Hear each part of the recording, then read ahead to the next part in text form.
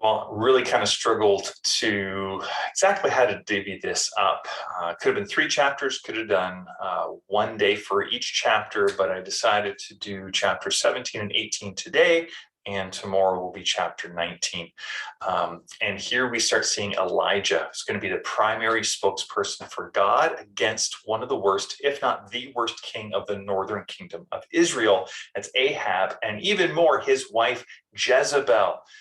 That name just became proverbial in the scriptures for wickedness. I mean, if you go and kind of look up any references to Jezebel in the New Testament, not a good image.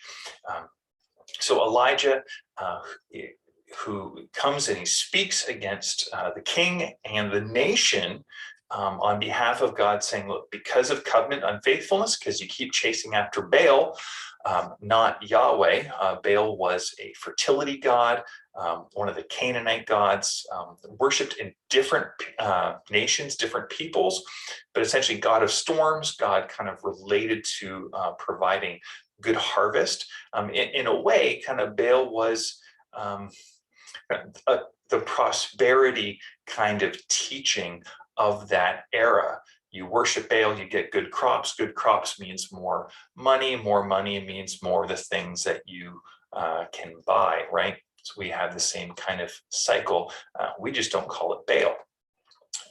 Jesus would talk about you can't serve God and mammon, and it's this same kind of idea. You can't serve God and money. It's the same tension that Elijah is presenting to the nation of Israel at this time.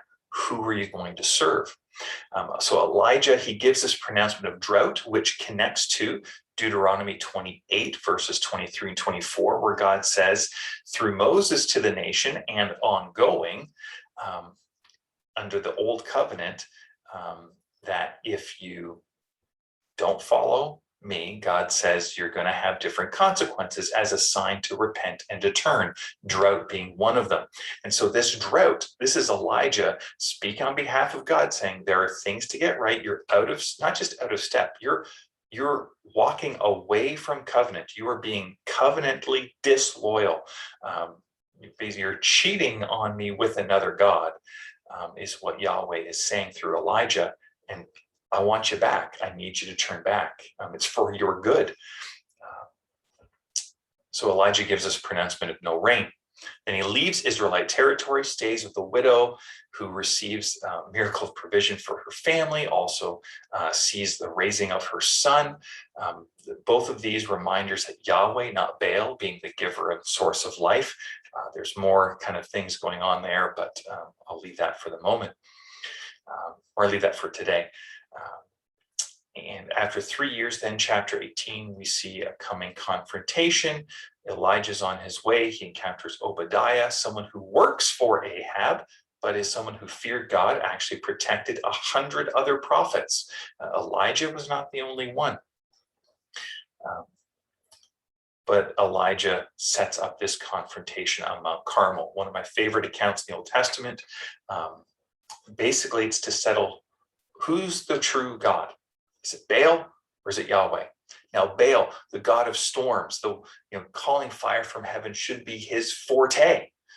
But 850 prophets, representatives of Baal and Ashtaroth, a related fertility goddess, to one of Yahweh, Elijah. And Elijah just lets them go all day. You have your altar.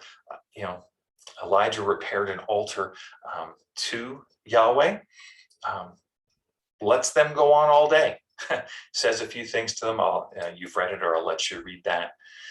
But at the end of the day, when it comes time for the evening sacrifice, Elijah, has the altar repaired, pours water on the sacrifice 3 times so much. There's a kind of a trench around the altar that was made that gets filled. I mean, Elijah's going, I'm going to make it so there's no tricking, there's no deceit here. I mean, he was maximizing the impact of what God was about to do. Yahweh sends fire, burns up the sacrifice. The people go, Yahweh's God. They kill the prophets of Baal, and kind of ends this moment where Elijah then says to Ahab, rain's going to come. So the Baal religion, again, was one of prosperity, material gain. Again, as I mentioned, Jesus taught we cannot serve both God and money, which is that kind of not just the physicalness of money or wealth or resources, but is kind of that spirit of what is tangible, what is material, that determines my worth, or that gives me value, that gives my security, my satisfaction, my joy, my pleasure. We have that saying like money can't buy you happiness, but we live in a culture that certainly pretends at times that that is true. And we can be tempted by that, excuse me, within the church as well. So I want to encourage you, how can you position your heart as Jesus taught us to pursue treasure in heaven, to pursue relationship with God for security, for worth, for value, for purpose. Seek him first in all things. As you do, may the Lord bless you and keep you. May the Lord make his face to shine upon you. May the Lord be gracious to you. And today would you know his peace. God bless.